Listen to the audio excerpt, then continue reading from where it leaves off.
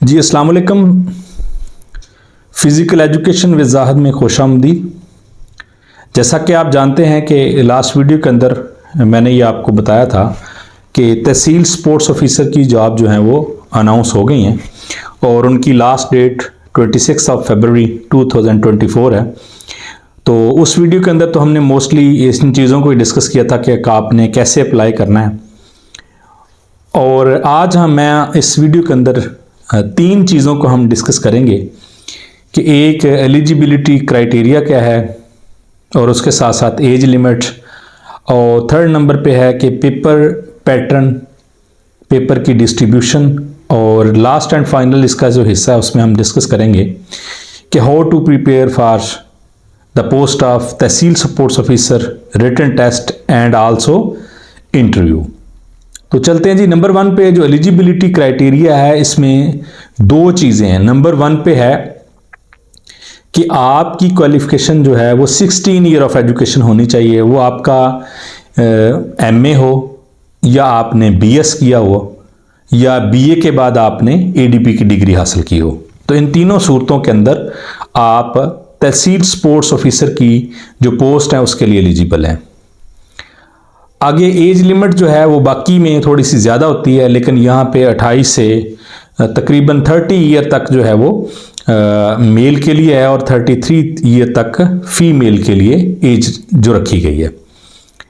इसमें public service commission का कोई तल्लक नहीं होता एज में। वो अमूमन जो उसका रिक्वेजिशन का परफॉर्मा है उसमें डिटेल से वो पूछते हैं कि जो आपने जिन लोगों को आप सिलेक्ट करवाना चाह रहे हैं या जो लोग आपको चाहिए तो उनकी एज कितनी होनी चाहिए, उनकी स्किल्स, ईच एंड एवरीथिंग वो काफ़ी डिटेल से परफॉर्मा होता है जिसमें मेंशन किया जाता है कि हम में जो लोग रिक्वायर हैं उनकी क्वालिफिकेशन और स्किल्स ये होनी चाहिए।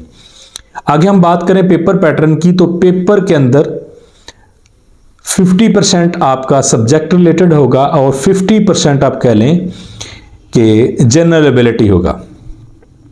अब बहुत सारे लोग इसके ऊपर बात कर रहे हैं कि जो फिज़िकल एजुकेशन के साहब इक़्तिदार लोग हैं, जिनकी सुनवाई है, जिनकी रसाई है, जिनकी बात में वैल्यू एंड वर्थ है, जो मुख्तलिफ शोबाजात जो फिज़िकल एजुकेशन के हैं यूनिवर्सिटीज़ के अंदर जो उनके एचओडी हैं, उनको ये लिखना चाहिए पंजाब पब्लिक सर्विस कमीशन को कि जो तहसील स्पोर्ट्स ऑफिसर की जो जॉब है ये प्योरली फिज़िकल एजुकेशन से रिलेटेड लोगों की जॉब है।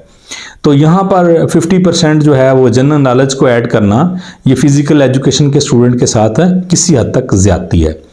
लेकिन मैं यहाँ आपको ये बता दूँ कि इसको ऐड क्यों किया गया है, क्योंकि मैंने आपको बताया कि एक तो आपकी 16 ईयर ऑफ एजुकेशन रिक्वायर है और दूसरी उसकी शिक है ग्रेजुएशन विद नेशनल या इंटरनेशनल प्लेयर। तो यानी अगर आपकी तालीम बीए है और आप नेशनल प्लेयर हैं, इंटरनेशनल प्लेयर हैं, तो आप तब भी तहसील स्पोर्ट्स ऑफिसर की जॉब के लिए अप्लाई कर सकते हैं। अब यहाँ 50% जो जनरल नॉलेज रखा है उसकी सबसे बड़ी वजह यही है। उसकी वजह यह है कि जब वो ग्रेजुएट बंदा आएगा तो उसके लिए ये जनरल नॉलेज का पोर्शन रखा गया है। हालांकि अगर क्योंकि उसकी तो फिज़िकल एजुकेशन के अंदर उसकी तो मास्टर है ही नहीं। जब ग्रेजुएट मांगा गया तो उसमें भी कोई शर्त नहीं है कि आपने इंटरमीडिएट के अंदर जो फर्स्ट ईयर, सेकंड ईयर या थर्ड ईयर, फोर्थ ईयर या आप एडीपी या सो ऑन आपकी जो 14 ईयर एजुकेशन है उसके अंदर आपने फिज़िकल एजुकेशन पढ़ी या नहीं पढ़ी। तो इस वजह से ये 50% सब्जेक्ट रिलेटेड और 50% आपका जनरल नॉलेज का हिस्सा, जो जनरल एबिलिटी का हिस्सा रखा गया है। इसके ऊपर मज़ीद बात हो सकती है कि ऐसा होना चाहिए, नहीं होना चाहिए, वो मैं सजेशन दे चुका हूँ। अच्छा, आगे हमारा आखिरी जो हिस्सा है कि हम इसकी तैयारी कैसे करें, how to prepare yourself for the post of tehsil sports officer.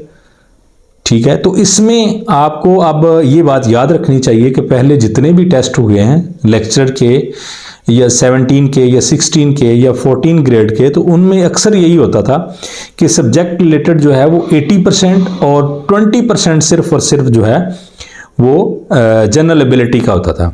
और वहाँ पे वो बड़ा थोड़ा सा पोर्शन था और बहुत सारे लोग जो हैं उसकी तैयारी नहीं करते थे, हालांकि उसका काफ़ी मार्जिन बनता था। लेकिन उसमें होता यह था कि 2 सवाल उर्दू के हैं, 2 पाक स्टडी के हैं, 2 इस्लामिक स्टडी के हैं, 2 मैथमेटिक्स के हैं, 2 कंप्यूटर के हैं। तो इसी तरह और कुछ 8-10 सवाल जो हैं वो करंट अफेयर्स के होते थे कि पिछले 6 माह से लेकर 1 साल 2 साल तक के दौरानिए के अंदर जो नेशनली और इंटरनेशनली बहुत बड़े इवेंट्स हुए होते थे उनसे रिलेटेड होता। आप फर्ज कर लें कि यूएनओ की कोई मीटिंग हो गई है, जनरल असम्बली का इजलास हो गया, कोई किसी मुल्क के अंदर कोई इलेक्शन हो गए हैं, तो ये बड़े बड़े जो भी वाक़यात हैं तो उनसे रिलेटेड होता था। तो उसमें अमूमन बच्चे जो हैं प्रिपरेशन के साथ 14-15 नंबर और विदाउट प्रिपरेशन 8-9-10 इतने नंबर ले लेते थे, क्योंकि बेसिक मैथमेटिक्स, इस्लामिक स्टडी ये चीज़ें हम क्लास 6 से पढ़ते आ रहे हैं, तो इसमें कुछ ना कुछ जो पढ़ने वाला बच्चा है वो उसका हल निकाल लेता है। लेकिन इस बार जो है ये आप याद रखिए कि आप 50 नंबर है उसके, कोई 1-2 नंबर नहीं है। और फिर पंजाब पब्लिक सर्विस कमीशन के आपको टेस्ट के तरीकाकार का भी पता है कि इसमें अगर आप कोई गलत सवाल टिक करते हैं तो उसके भी आपको 0.25 नंबर आपके जो आपके सही सवालों के नंबर हैं उनमें से कट जाएंगे। यानी अगर आपने 60 सवाल ठीक किए हैं और 10 गलत भी किए हैं तो आपके 2.5 नंबर जो है ना वो 60 में से भी कट जाएंगे। तो ऐसी सूरत में तुक्का तो बिल्कुल भी नहीं चलेगा। तो इसके लिए आप ऐसा करें कि जितनी तैयारी आप सब्जेक्ट की करती हैं उतनी तैयारी ही आप जनरल नॉलेज की करें। अब इसके लिए सवाल पैदा होता है कि ये बुक्स कौन कौन सी हैं, शायद आपको नज़र आ रहा होगा स्क्रीन में मेरे पीछे जो है डिफरेंट बुक्स यहाँ पे आपको नज़र आ रही हैं। तो सुहेल भट्टी की बुक है, नवाज भट्टी की बुक है, बंदा नाचीज़ की बुक है, जाफर हुसैन जग की बुक है, और भी बहुत सारे राइटर हैं, मानी सियाल की बुक है। तो ये बुक जो है ना ये आपके लिए एक किस्म का आपकी जो आपने सब्जेक्टिवली पढ़ा है उनको चेक करने का एक तरीकाकार है। आप सिर्फ और सिर्फ अगर एमसीक्यूज बुक्स पढ़ेंगे तो बहुत सारे ऐसे लोग मुझसे रब्ता भी करते हैं और मिलते भी हैं कि सर हमने टेस्ट तो बहुत पास किए हैं लेकिन इंटरव्यू में हम रह जाते हैं। उसकी सबसे बड़ी वजह ही यही है कि जब आप सिर्फ और सिर्फ मल्टीपल चॉइस क्वेश्चंस ही पढ़ेंगे तो टेस्ट में तो आप उसको कर लेंगे, लेकिन जैसे इंटरव्यू के अंदर आप जाएंगे, क्योंकि सिर्फ टेस्ट पास करना काम नहीं है, असल काम यह है कि आपको टेस्ट इतने अच्छे मार्क्स से पास करना और इंटरव्यू को इतना अच्छा परफॉर्म करना कि you should be in the list of recommended candidates.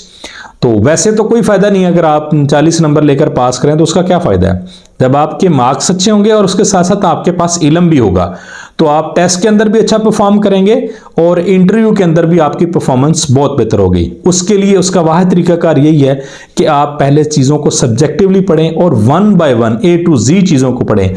Selective study से आप पास हो सकते हैं, लेकिन ये बात याद रखिएगा सिलेक्टिव स्टडी से आप कभी भी मेरिट पे नहीं आ सकते, ना आप की सिलेक्शन हो सकती है। तो इसके लिए कोशिश करें, जो अभी ऐड की क्लोजिंग डेट 26 है, इसके बाद भी आपको 2-2.5 माह का टाइम मिलेगा, लेकिन आप ये है कि टाइम पूरा लगाएं, 2 घंटे 4 घंटे जितनी भी आप मसरूफियत में से अपना टाइम निकाल सकते हैं तो और कोशिश करें जितने ज़्यादा से ज़्यादा आप नोट्स बनाएं, वो आप गूगल से सर्च करें।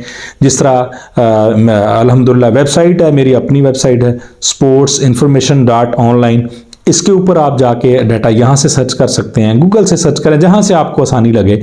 तो या आप यूट्यूब के डिफरेंट चैनल्स हैं इसके वाले से, फिजिकल एजुकेशन विद जाहिद है, और भी चैनल हैं पाकिस्तान से हैं, इंडियंस हैं, आप रोज़ाना की बेस के ऊपर बेशक वहाँ से 2-2 3-3 वीडियोस सुने, उनके नोट्स बनाएं, बुक से पढ़ें। तो डिफरेंट सोर्सेज का इस्तेमाल करें, डिफरेंट बुक्स पढ़ें कि एक किताब पढ़ने से आप कामयाब नहीं होंगे, क्योंकि कोई भी एक बुक पूरे बीएस के सिलेबस को कवर नहीं करती और ना कर सकती है, क्योंकि फिर वो बुक नहीं, वो इतना बड़ा पलंदा बन जाएगा कोई भी लिखेगा। तो लिखने वाले की कोशिश यही होती है कि वो थोड़े वक्त के अंदर बच्चे को ज़्यादा से ज़्यादा मैक्सिमम जितनी भी इंफॉर्मेशन दे सकता है वो बच्चे को मुहैया कर दे। आप इन बुक्स को भी पढ़ें, इसमें सिर्फ और सिर्फ मल्टीपल चॉइस क्वेश्चंस हैं, आप उसके साथ साथ थारोली जो है ना सब्जेक्टिवली स्टडी करें, जो आपके टेस्ट के अंदर भी काम आएगी और यही स्टडी आपके इंटरव्यू के अंदर भी आपको कामयाबी देगी। तो इंशाल्लाह इंटरव्यू से रिलेटेड जैसे आपका टेस्ट हो जाएंगे तो इंटरव्यू के हवाले से, इंटरव्यू टिप्स के हवाले से इंशाल्लाह मैं कोशिश करूंगा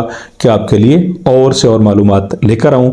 जिन लोगों ने इस चैनल को सब्सक्राइब नहीं किया वो इसको सब्सक्राइब कर लें, बेल आइकन को दबा लें और इसको बाकी दोस्तों तक भी शेयर करें ताकि सब लोगों का फ़ायदा हो।